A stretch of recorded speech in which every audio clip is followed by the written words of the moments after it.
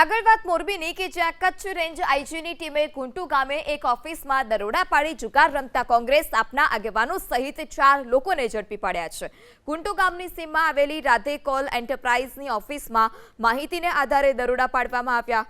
પોલીસના દરોડા સમયે જુગાર રમતા જગદીશભાઈ અગારા, શૈલેષભાઈ ઉર્ફે કાળુભાઈ સનારિયા, યોગેશભાઈ પટેલ, જયેશ કાલરિયાને જુગાર રમતા રંગે હાથ ઝડપી પાડવામાં આવ્યા છે.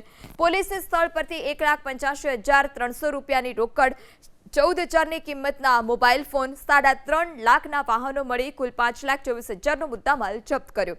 પોલીસની તપાસમાં ખુલ્યું કે જયેશ કાલરિયાએ તાજેતરમાં યોજાયેલી મોરબી મહાનગરપાલિકાની ચૂંટણીમાં કોંગ્રેસમાંથી વોર્ડ નંબર 9માં ઉમેદવારી કરી હતી, તો જગદીશ અગારાએ આમ આદમી પાર્ટીમાંથી વોર્ડ નંબર 11માંથી ઉમેદવારી નોંધાવી હતી.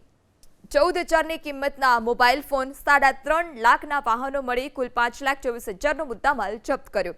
પોલીસની તપાસમાં ખુલ્યું કે જયેશ કાલરિયાએ તાજેતરમાં યોજાયેલી મોરબી મહાનગરપાલિકાની ચૂંટણીમાં કોંગ્રેસમાંથી વોર્ડ નંબર 9માં ઉમેદવારી કરી હતી, તો જગદીશ અગારાએ આમ આદમી પાર્ટીમાંથી વોર્ડ નંબર 11માંથી ઉમેદવારી નોંધાવી હતી.